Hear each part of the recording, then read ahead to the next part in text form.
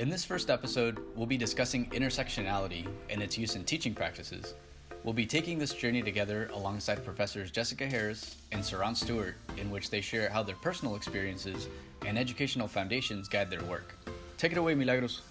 Thanks, Omar. I'm thrilled to be introducing Dr. Saran Stewart, who is an associate professor at the University of Connecticut. Her research focuses on access and equity, post-colonial theories, decolonizing methodologies, and international and comparative higher education. With us today, we also have Dr. Jessica Harris, who is an assistant professor at the University of California, Los Angeles. Her research focuses on critical race theory in education, multiraciality, and the intersections of race, gender, and campus sexual assault. Both of these scholars are advancing the field of higher education through their research using intersectionality as a framework, which makes them perfect for our first episode this season. Saran and Jessica, thank you so much for being here with us today. I'm really looking forward to hearing your perspective on how intersectionality can be a lens from which we enter and enact higher education and anti-racist teaching, especially since you both use this lens to do your own research. To get started, Jessica, can you tell us a bit more about what anti-racist teaching means to you? Sure. This was difficult for me to answer because I just teach in the manner that I teach. And I would say, yes, my teaching is anti-racist, but more so my teaching is informed by a critical race theory lens, as you mentioned, Milagros. A lot of my research, all of my research is informed by critical race theory. And so my teaching is very much informed by critical race theory as well. So what that really means for me is that my teaching, it centers how racism is endemic to education, right? It centers settler colonialism and anti-Blackness. It really pushes back on these comforting white majoritarian stories, right? So a lot of the curriculum that students might see is centered on whiteness and white men. And so it's really pushing back on that understanding that that's where knowledge lies. It also really pushes back on the Black-white binary, right? I think a lot of times because of anti-Blackness, because of how institutions were founded on the transatlantic slave trade, we being educators, tend to focus on anti-Blackness and Black students, faculty, and staff, and that is absolutely necessary. But I also think it's really important to push back against that Black-white binary and focus on settler colonialism and Native students and Native realities and Asian students and xenophobia and so on and so forth. So I think CRT is inherently anti-racist, but I also think anti-racism has become a buzzword more recently. And so I just want to say, yes, I am anti-racist in my teaching, but more so I'm really focusing on the tenets of critical race theory and infusing those tenets into my teaching. Awesome, Jess. So happy to see you. The thing I think that's strong through Jess and I, to be quite honest with you, when we think about answering this question, is that we had our grounding at the same institution. And so we had the same kind of ideological, philosophical underpinnings kind of rooted. So I can see some of our answers are going to overlap. So anti-racist teaching, is really cemented for me in particular in a decolonizing frame, looking at emancipatory ways of understanding, knowing, delivery content. So it's a dual focus in terms of really focusing on what is not through capitalist lens. And that's where a lot of my anti-racist work is going to literally be connected to anti-colonialist work as well, and then just reframing it into a more decolonized space. And the reason for that in particular is having taught outside of the US for so long to a predominant, I've told my students this semester that I've only ever taught in my academic career all Black students, ironically. As an adjunct faculty with the University of Denver, I've taught a mixed group of students, but my majority of my academic career is that. And I count that as a privilege, but it also lets me understand what I've been grappling with recently is trying to really deflect on what we considered the colonial gaze, that each of us being taught in Western colonial institutions are going to be pervasive in this rhetoric. And the constant challenge for us in doing this work is situating our work or ethics or morale into equity, anti-racism, decolonization, critical race focus. And so we're centering those works, but it's a constant pushback. And I would argue in doing this work, you're also constantly regulating yourself and the work that you do and understanding the means in which you're doing it. Because for me in particular, it's the unlearning of education that has become ever present in this anti-racist work and anti-racist teaching with our students. And it's really interesting in coming back to teach in the United States. And it's significantly different, to be quite honest with you. Teaching a predominant homogenous group, even though it's a historically what we would consider a marginalized group, it's not in their context. So that's a whole different centering and recentering for how this work is done from a global perspective, from a post-colonial decolonized perspective, but it all is intertwined in the current essence of when you're in predominantly white, global, northern, capitalist societies, it is required of you if you really want to be about this equity work. Yeah, no, thank you for that. And, you know, one of the things that I want to ask you is a question that I once came across in a book chapter by Gloria Ladson Billings. And that question just really stood with me because I had those questions when I was coming across the work. So I appreciated that she actually titled the chapter, the question everybody was asking her, which was, yes, but how do we do it? So I'm going to ask you this, like you've broken down what it means. Take me inside of your classroom. Take us inside of your classroom. Can you either share some principles that you enact or maybe just give one example, like concrete as possible? What does it look like in action in your classroom? Let's start off with Saran. Sure. So absolutely, bar none, the only way I've been able to do this work is to do self-reflexive journaling. And it doesn't matter if I'm teaching hierarchical linear modeling, structural equation, statistics, qualitative research, methodology, or comparative higher education. It does not matter. It's a tool, an academic tool I've used, and a number of scholars use it as well, where I assign all the readings I ask the students to journal throughout the semester, where they just suppose their lived experiences and integrate and layer in salient quotes that resonate and that they have dissonance with, so that they can grapple with this thing called academic jargon across the spectrum of courses. And the whole purpose of that is to also introduce them to authors.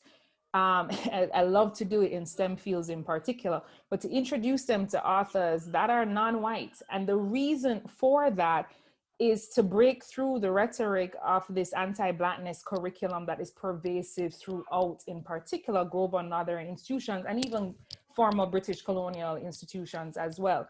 And the reason, so in doing that, that then, in many ways, what I've seen students do, and it takes a couple of required journals, right?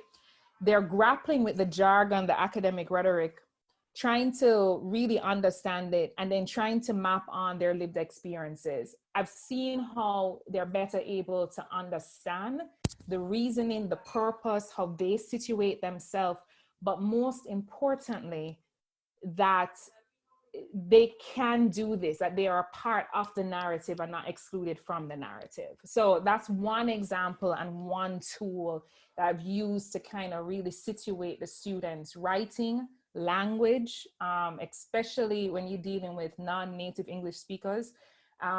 Also trying to grapple with imposter syndrome in the academy.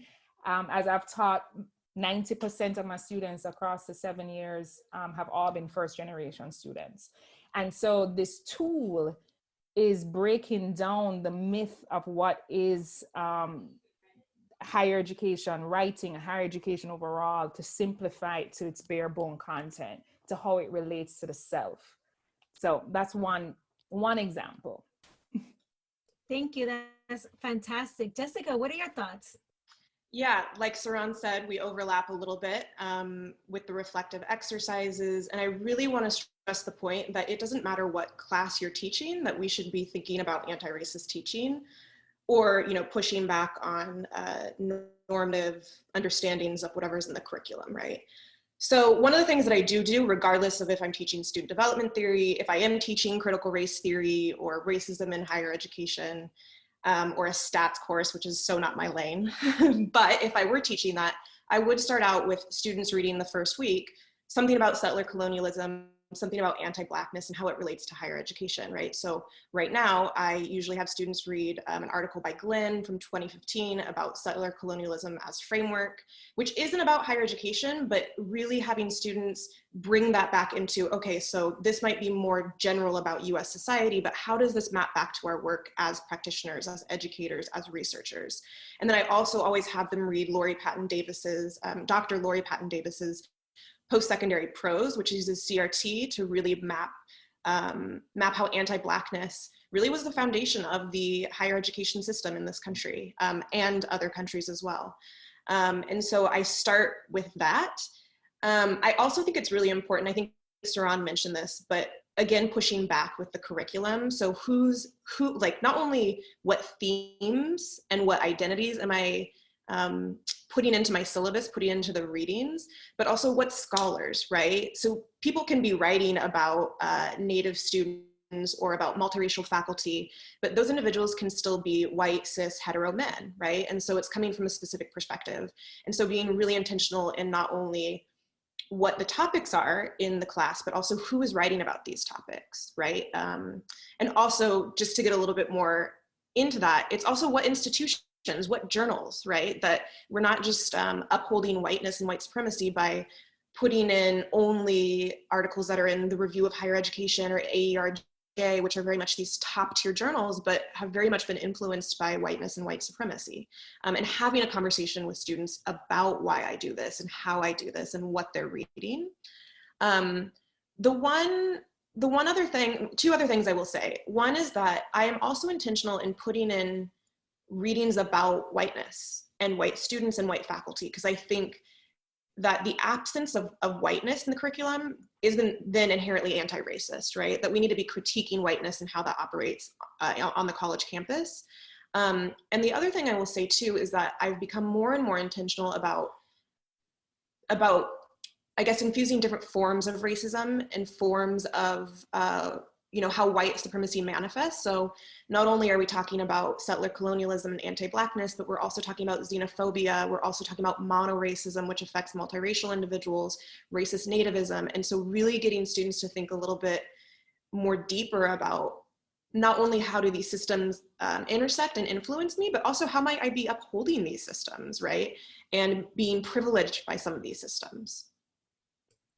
That's amazing. I mean, what you both are doing just sounds like, one, I need to take your classes.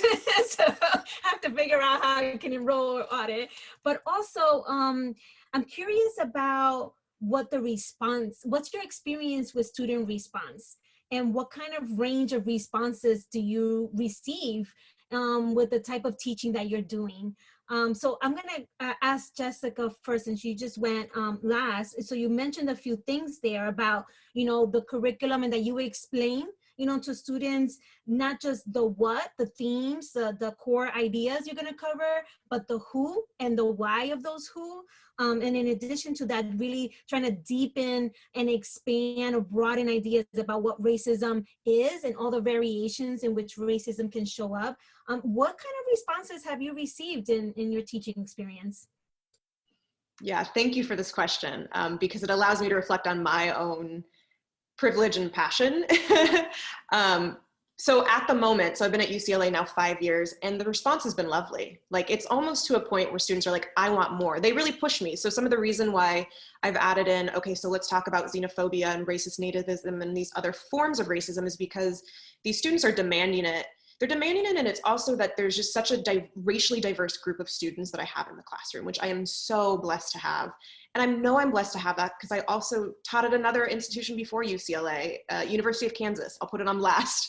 But University of Kansas reflects so many other institutions that we have in the US, being predominantly white, historically white, settled in their curriculum of whiteness, and very comfortable being there. And so I had so much pushback my first year of teaching, and it was everything that I read.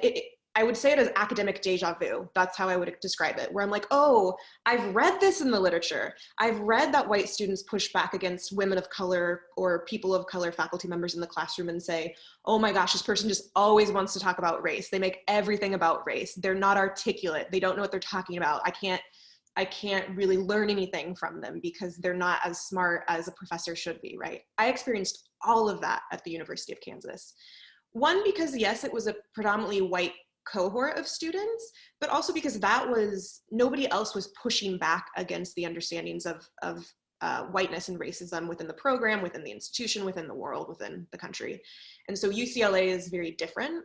It has its issues, as every institution does, but I am very, very blessed to have students who are clamoring, chomping at the bit to consume critical ways of knowing, to consume how do I be anti-racist in my future practice or my future research. And so I've been met with a lot of support and love and so much more positivity from students. So I'm very, very blessed because I know that that is a very huge outlier experience. Yeah, and before we transition to Saran, if I could just ask a quick follow-up, which is, in one setting, you're saying, you're kind of like the sole or the one one among few who are offering this type of teaching, offering this type of curriculum. And so some of the response you're getting is also because it's not an expectation context-wide, right? It's not an expectation everywhere. Whereas the context changed, and I'm sure, you didn't say this, but it sounded, I'm inferring, so I want to confirm, it feels like there's a culture around you where that is almost an expectation, and people want more because there's an expectation that that's the learning that's going to be happening. So I'm curious about if that's true, if you could share that, or maybe clarify that I misunderstood. And then if you don't mind sharing how you respond to that. So I'm hearing a little bit from the UCLA response is that I give them more. They ask for more, so I give them more. And I am learning, it sounds like you're saying I'm being pushed to learn more. And I'm curious, how did you handle the pushback that you got when you were at the University of Kansas? Because that's a different context, but way more common for many anti-racist teachers. So I'm just curious to hear more about that. Yeah, yes, I was nodding the whole time. So yes, everything that you said, correct. It's interesting because I'm on the tenure track now. And, in the first 2 years, I had a lot of anxiety about my teaching. And to be honest, the first year, I did have some major pushback from students. And it was way more about my identity, right? And it was actually from people that held the same identities that I did, right? So women of color, mixed race women of color. And I thought that that was fascinating. And I'm still doing a lot of work around what does that mean? And what does that mean for higher education? Maybe it means nothing. But responding to the students at University of Kansas was really interesting because I wasn't on the tenure track. I did have a lot of anxiety because I was like, these students hate me and they're so rude to me in the classroom.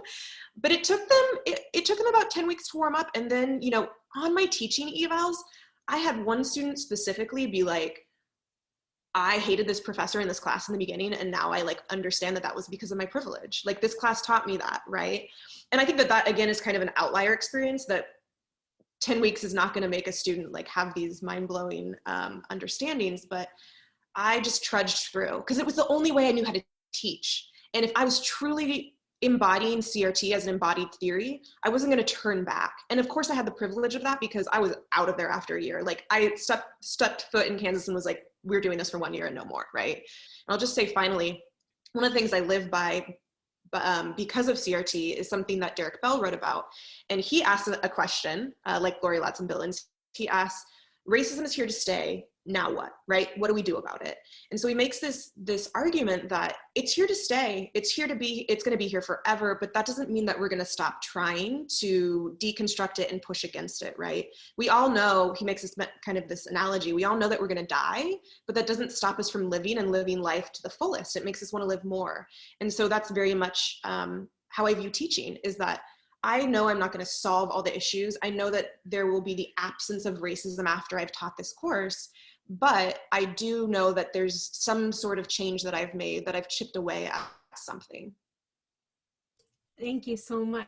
Saran, what are your thoughts about how students have responded, like what, to the work that you've done? You talked about that reflective journals and what kind of, and you talked about two different contexts, one context being homogeneous where you were in Jamaica and, you're really talking about what would be here a minoritized population, but they're very much the norm. And then now you're in this context where it's, racially diverse classroom.